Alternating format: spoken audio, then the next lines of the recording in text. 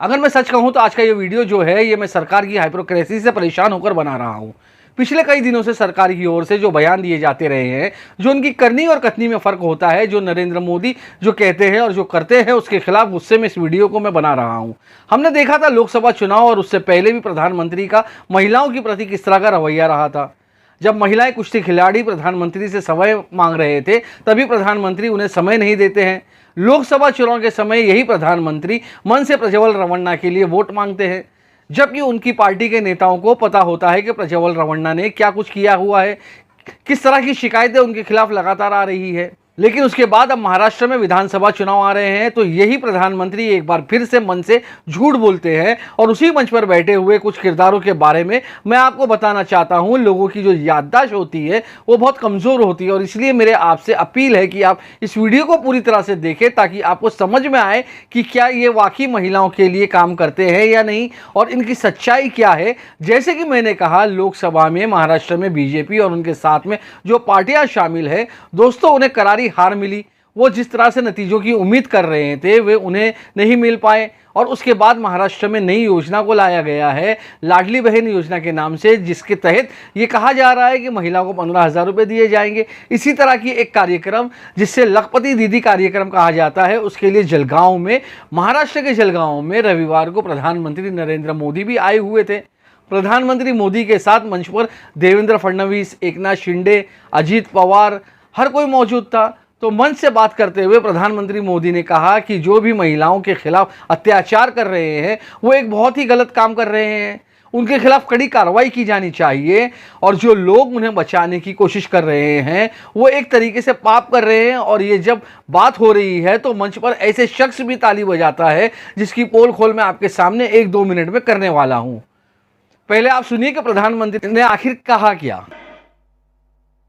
देश के हर राजनीतिक दल से कहूंगा, हर राज्य सरकार से कहूंगा कि महिलाओं के खिलाफ अपराध अक्षम्य पाप है।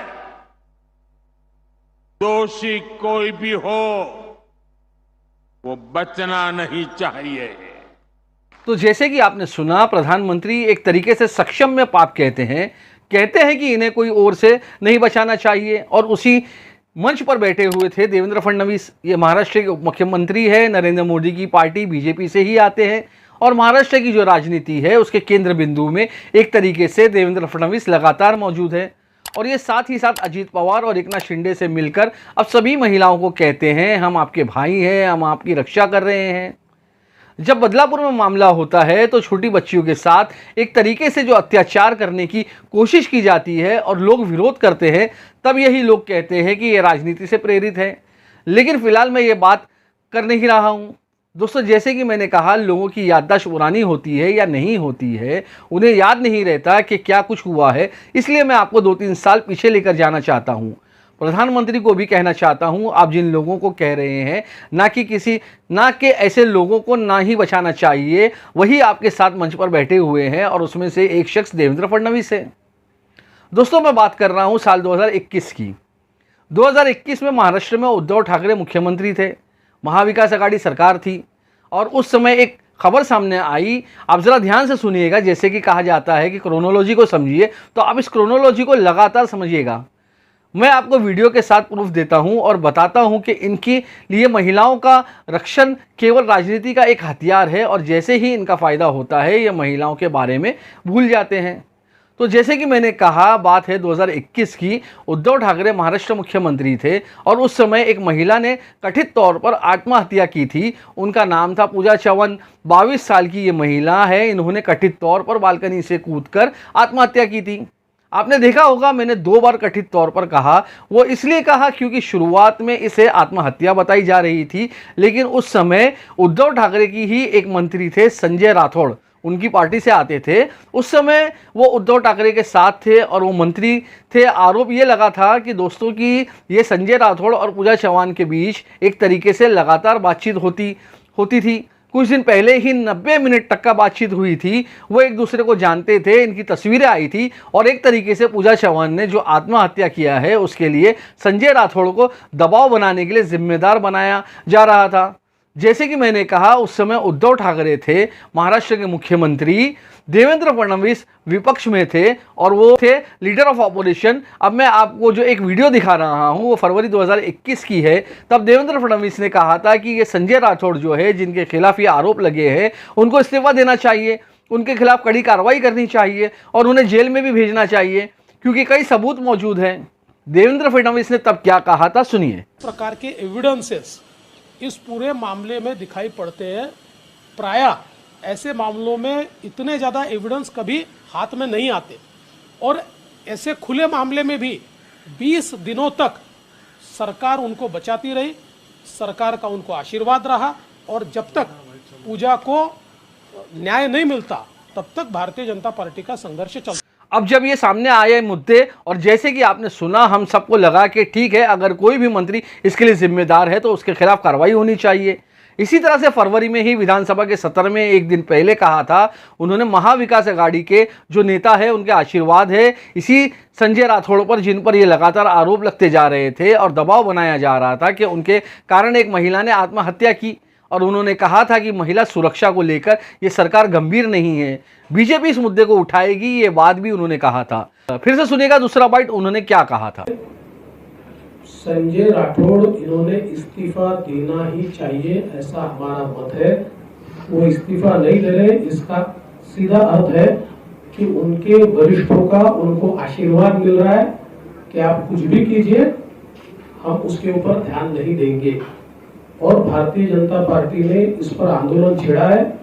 हमारे अध्यक्ष चंद्रकांत दादा पाटिल इन्होंने कल घोषित किया है कि अगर इस्तीफा नहीं होगा तो सत्र नहीं। देवेंद्र फडणवीस अब दोस्तों लगातार उस मुद्दे को उठाते जा रहे थे। विधानसभा के अंदर बतौर विरोधी पक्ष नेता बात करते हुए वो महिला सुरक्षा पर जोर देते रहे थे, कह रहे थे कि एक लड़की का जबरदस्ती अबॉर्शन करवाया गया था, इसी लड़की का, और साथ ही साथ उन्होंने कहा कि संजय राठौड़ को इस्तीफा देने के लिए मजबूर करेंगे। और इस समय के मुख्यमंत्री उद्धव ठाकरे को कहा था कि आपको नींद कैसे आती है, ये वाला भी बयान सुनिएगा। लगातार देवेंद्र फडणवीस की तरह से बात कर रहे हैं, फिर कैसे पलटी मारते हैं वो मैं आपको बताता हूं। सुनते क्या कहा। एक अशा प्रकारचा मृत्यू होतो, त्याच्यामध्ये एक संशयित अबॉर्शनची केस येते, जी पण इल्लीगली झालेलं, म्हणजे ती कोण आहे, पूजा राठोड, जिचं अबॉर्शन झालं, कोण आहे ती भयानक घटना। आणि अशा प्रकारच्या ऑडिओ क्लिप्स असताना अध्यक्ष महोदय, तुम्ही पोलिसांवर दबाव आणून त्यांना कदाचित वाचवून घ्याल, पण तुम्ही झोपू नाही शकणार रात्री, हे तुम्हाला सांगतो।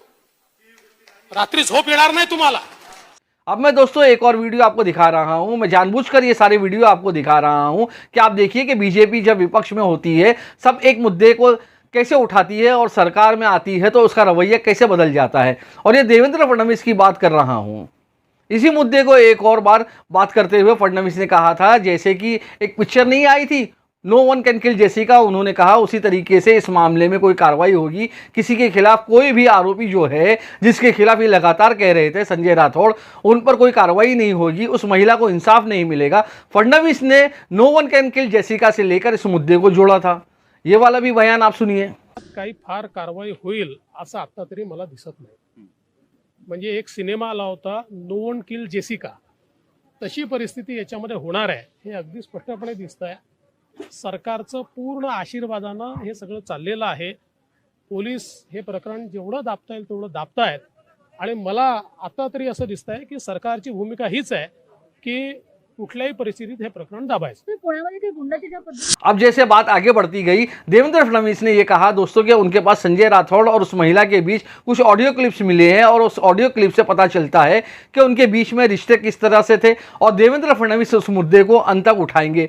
उन्होंने कहा कि संजय राठौड़ को इस्तीफा देना चाहिए और हम इस मुद्दे को लगातार उठाते रहेंगे। ये बात भी देवेंद्र फडणवीस ने कही। ये आखिरी वीडियो है, आप सुन लीजिए, फिर मैं आपको बताता हूँ आगे हुआ क्या। या ध्वनी फिती या उपलब्ध झालेल्या आहेत, त्यात इतक्या गोष्टी स्पष्टपणे येत आहेत, त्याच्यावर कुठली कारवाई होते का, नाहीतर त्यांनी सांगावं की या खोटे आहेत। अब जैसे कि आपने सुना और मैंने 4-5 वीडियो जानबूझकर आपको दिखाए ताकि आपको पता चले कि कैसे दबाव बनाने की कोशिश की गई शुरुआत में।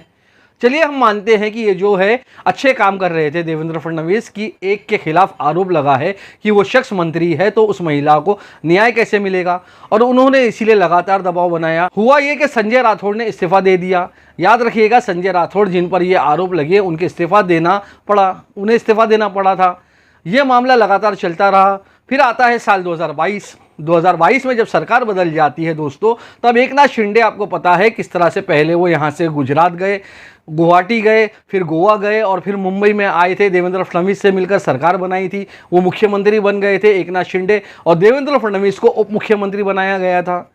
तब जब उनके नेताओं की शपथ हो रही थी, तब यही संजय राठौड़, याद रखिए, जिस संजय राठौड़ के खिलाफ पहले आपको 4-5 एविडेंस दिए कि देवेंद्र फडणवीस क्या कह रहे थे, देवेंद्र फडणवीस मंच पर मौजूद थे, तो यही संजय राठौड़ को फिर से मंत्री बनाया गया। ये भारतीय जनता पार्टी की पॉलिटिक्स है। एक तरीके से मैंने आपको बता दिया कि जब विपक्ष में होते हैं तब महिला सुरक्षा इनको याद आती है, और सरकार में होते हैं तो इसी शख्स को किस तरह से मंत्री बनाया जाता है। देवेंद्र फडणवीस उप मुख्यमंत्री है, उनके पास इतनी ताकत थी उस समय, वो कहते थे कि इस सरकार को वही चला रहे हैं, लेकिन उनके ही देखरेख में ये शख्स जिसके खिलाफ वो बोलते थे उन्हें मंत्री बनाया जाता है। ये तस्वीर भी सामने आई थी उस समय जब फडणवीस मंच पर से मुस्कुरा रहे थे और संजय राठौड़ मंत्री पद की शपथ ले रहे थे। दोस्तों, जैसे कि मैंने कहा, जनता की जो मेमोरी होती है, याददाश्त होती है, वो कमज़ोर होती है, और इसका फ़ायदा कहीं ना कहीं भारतीय जनता पार्टी के लोग उठाते हैं। तो जब जलगांव से नरेंद्र मोदी कह रहे थे कि किसी भी आरोपी को छोड़ा नहीं जाना चाहिए और देवेंद्र फडणवीस वहाँ पर ताली बजा रहे थे, तो फडणवीस साहब, मुझे लगता है कि वो आपके खिलाफ ही उस मुद्दे को उठा रहे थे। आपने जिस मुद्दे को उठाया था, बाद में आपने कहा कि नहीं, उद्धव ठाकरे ने इन्हें क्लीन चिट दे दी थी, इसलिए हमने शामिल किया। लेकिन फिर या तो आप पहले झूठ बोल रहे थे, या तो अब झूठ बोल रहे हैं, या तो आप पहले उस लड़की की न्याय के लिए बात कर रहे थे, या तो अब आपको अपना राजनीतिक फ़ायदा नज़र आ रहा है। तो इसलिए आपने संजय राठौड़ के खिलाफ बोलना बंद कर दिया और उन्हें मंत्री बनाया गया।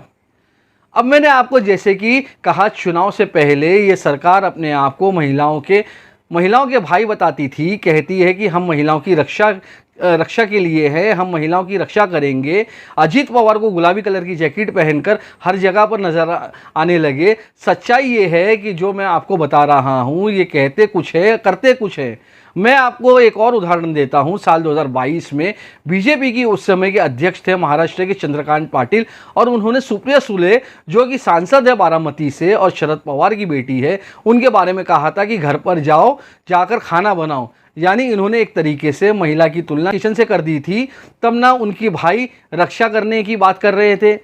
ये 2022 की बात है। अब यही चंद्रकांत पाटिल भी ये सरकार में मौजूद है, मंत्री है। अजीत पवार, जिनकी बहन है सुप्रिया सुले, उनको इन्होंने ये बात कही थी, लेकिन अजीत पवार अब इनके साथ मंच साझा करते हैं। अजीत पवार ने तो खैर अपनी पत्नी को ही सुप्रिया सुले के खिलाफ चुनाव में उतारा था, जिन्हें वो अपनी बहन कहते हैं, और अब कहते हैं कि राज्य की सब महिलाएं हमारी बहन हैं।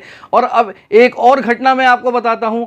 जब ये बदलापुर वाला पूरा मामला हुआ, तब लोग पटरी पर उतरे थे।